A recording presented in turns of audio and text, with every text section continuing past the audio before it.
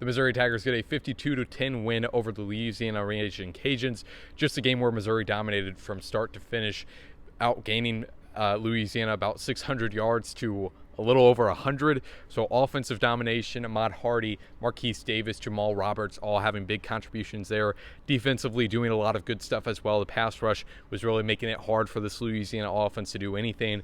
It also helps that Louisiana was on their backup quarterback. So definitely have to consider that going into this game. But overall, I think a strong performance for Missouri, a game that going into it, the question was making it not be a trap game after coming off against Kansas.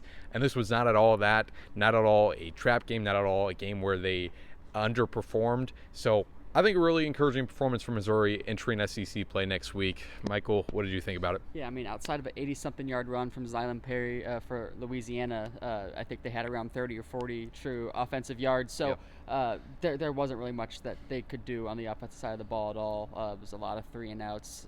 A lot of time they weren't even in position to go for it on fourth down. It was 3rd and long, or they were buried deep. There's just not really much that they could do. In general, the circumstances for this game were pretty bizarre. It's hot. It was worse at 12 in the afternoon. It's still hot. Yeah. Not as bad as I would like to think it was at 12, but it's still hot. The stands had emptied out pretty much at halftime. Eli Drinkwitz said it was cool, so I guess that's the stamp of approval there. But yeah, the circumstances for this game was weird. Like you said, I think Missouri was just trying to not make it a trap game, and I think a lot of positives come out of this one, especially on the offensive side of the ball. I point directly to the offensive line, where there's been some issues the first 2 weeks, and when it came to blocking for the running backs and in the run game, I would like to think they were nearly perfect. I mean, Ahmad Hardy had as close to a perfect game as you could get, 250-some yards and 3 touchdowns. I feel like Eli Drinkwitz said outside of maybe one time he hit every hole he was supposed to hit, and we'll have to go back and watch the tape to validate that, obviously, but I don't completely disagree with that. And then, seeing a big second half from Marquise Davis was fun as well, and Jamal Roberts maybe not as productive as last week, but still made his presence felt. Eli Drinkwitz mentioned a little bit that the pass pro still needs to get there, and I think that was pretty clear based on the 2 sacks they allowed. I was saying during the game, I was like, Drinkwitz is not going to like these 2 sacks because they were completely uncovered. One was a corner blitz, and one was just a wide-open linebacker through the gap between Dominic Giudice and Keegan Tross. So those were 2 plays he didn't like, understandably so. So that's something that's going to have to get cleaned up, but that seems to be pretty nitpicky when you win by 40-something points and, record 600 yards of offense. So generally, very good game. Still some small things here and there that you want to get cleaned up before a big game in week 4, but hard to complain about this one. Right, exactly. I think the biggest improvement or the biggest positive takeaway from Missouri in this one is the offensive line, the biggest question going into this game, and really the biggest thing you could learn about this team, because even against Central Arkansas, was not a standout performance from the offensive line. They definitely still had their moments, especially in the run game. In this game, I thought, especially in the first quarter, the holes they were creating for Ahmad Hardy were really impressive. Just the space that he had to run in. Thought it was a good job there. Pass protection, like you said, both Connor Tolleson and Eli Drinkwitz highlighting that as an area, and it was evident. I mean, Bo Prabula still multiple dropbacks where he was having to scramble, either scrambling or having to, make something happen on his own. I thought he did a good job of that in some points where he looked a little bit rattled by it. The pass he had to was it Jamal Roberts in the flat? Yes. Yeah, the pass he had to Jamal Roberts where he's nearly getting sacked was really impressive, and kind of a continuation of what we've seen from Bo in these past few weeks as far as being able to stay calm under pressure like that. So overall, offensive line good in the run game. We've seen, they need to be better in the pass game still. But Connor Tolleson said that their communication was a lot better, and that's what they've attributed a lot of those offensive line issues to. Quick note on Bo Prabula and just his one interception there. Definitely, at least from our view of it and what we know about what they were actually running, obviously we don't know the play. We don't know if somebody was supposed to run a different route. But just not a great decision by Bo Prabula, and kind of what we saw last week as far as he put the ball in jeopardy a few times against that Kansas defense and was almost, you could say, lucky that he wasn't intercepted last week. So definitely something that has to improve on there, just as far as deciding which risky throws to make and get him better there. Overall, I thought Bo, obviously not the standout performance he had last week, but they were running the ball a lot more. I thought he was fine. Yeah. I mean, the only thing I would add, and you kind of said it right there at the end, is I think he only threw the ball 22 times. Right. And, Matt Zollers comes in, plays just about all of the offensive drives in the second half outside of the first one, and he threw the ball twice. They were just running the ball. It was the same thing in the first half. So clearly the offensive staff saw something that they liked in the game plan where they thought they could just run the ball down their throats, and it worked. 430 rushing yards. So, like you said, not the same performance from Bo, but you could still tell he was making the right reads. We saw them throw the ball a lot at the end of the first half when they were trying to drive down the field, and clearly a point of emphasis trying to be efficient in the red zone during that drive at the very minimum, and ended in a Robert Meyer field goal. But he missed a few throws, so I don't know if that was just kind of a fluky thing or just a little bit inaccurate. So not the same dominant performance that we've seen the last 2 weeks, but again, generally the decision-making was good, and he still fit the ball in some tight windows. Absolutely. One last thing on the offense and the offensive line. The big thing we saw there was that outright guard Curtis Piegler and Tristan Wilson rotating. Obviously, Curtis Piegler has been the starter there for the past 2 weeks, was named the starter right near the end of fall camp, but he wasn't in the starting lineup of fall camp until that last week and a half or so of fall camp, and that was the top question going into the season for most of us. If you actually paid attention to his team, really the biggest question wasn't Bo Prabila and whatever else, it was the offensive line, because they're replacing 3 starters, and one of those guys was redshirt junior Curtis Piegler, who didn't have much experience under his belt. And so Curtis, I thought, in the first 2 games, especially that first one against Central Arkansas, it was evident that he was a first-time starter. He had some penalty issues. He had some plays where it just looked like he was caught off guard. So interesting to see. I think if you're going to have a game where you're going to rotate Piegler with somebody else, especially a guy like Tristan Wilson, who definitely isn't, off the radar guy. Like, Missouri's coaching staff has talked highly of him ever since the spring, and he's had opportunities ever since the spring, really. So if you're going to have a game like this where you're going to rotate those 2 guys, this is the one where it makes most sense to do it. I can't say that was what my eye was on, was the right card during those plays. So interested to see how those guys both perform there.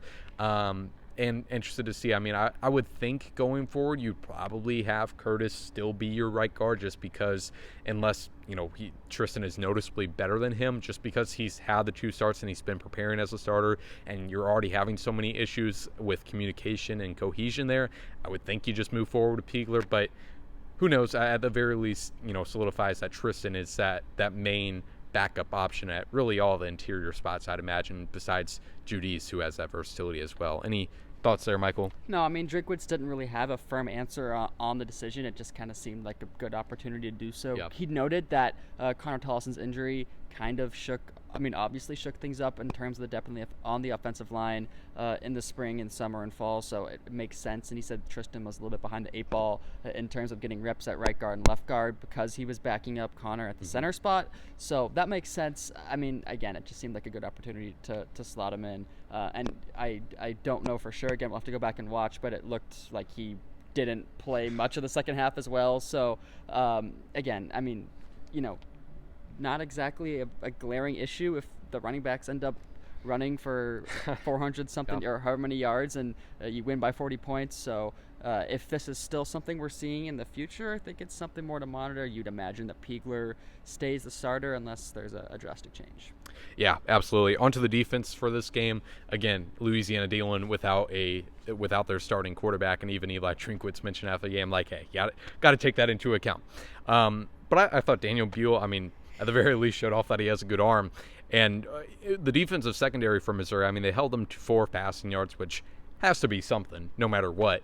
And I think even, Drinkwitz mentioned they ran a lot more man coverage. Obviously, that was pretty evident in this game. I thought Stephen Hall, despite that one pass interference penalty he had where he was a little too physical, I thought he made some good plays. I thought overall they were really tight in coverage. Drayden Norwood in there as well. And the defensive front, obviously, I thought did a really nice job. Besides, again, that just one 81-yard touchdown rush from Zylan Perry. Any other thoughts on this defense, Michael? No, I agree. I would say that Hall and Norwood were probably the 2 standouts, maybe on the entire defense today. Norwood looked really, really good. I mean, again, you can't help but be slightly sympathetic for the situation that Louisiana's offense was in. You'd have to think it's been a pretty quick turnaround getting Beal acclimated in the offense. We got to see Lunch Winfield, which never going to complain with a name like that. Well, I have to interrupt and say that the broadcast. They were all over it. Well, they threw in a great anecdote that they call the package of plays that they run with Lunch as a coming a mobile specialist. They call it the lunchbox. I think that's awesome. Yeah, and then the one pass he threw was like a 6-yard loss, but that's not neither here or there. But yeah, I mean the defense looked great. Zion Young, Damon Wilson finishes with the sack. Khalil Jacobs with the sack. I know Josiah Trotter had a couple tackles for loss. So again, you hold him to 10 points and around 100 total yards of offense. It's just hard to complain, even though there are spots that we're going to be able to look back on and say that they could improve on it. I don't see how you can have any complaints about it, really. Right. Now, one last thing here to wrap us up. Robert Meyer attempted a kick from 41 yards. We were kind of all on the edge of our seat ever since Blake Craig has been injured. Like, all right, when is he actually going to kick? Because he kicked from 20 and 25 last week, but then they also went for it on 5 fourth downs.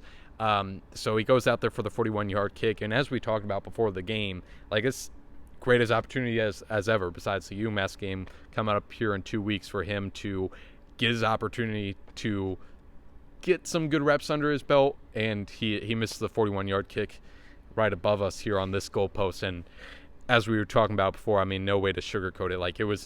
It wasn't a narrow miss. He definitely had a few yards to the left of the goalpost there. So I think ultimately the only thing on that is, I mean, Drinkwitz and this entire coaching staff has seen what he's done all fall camp. They know better than any of us of what he's actually capable of. Obviously, it's a different level of actually seeing that in the game, and he's going to have to build that confidence.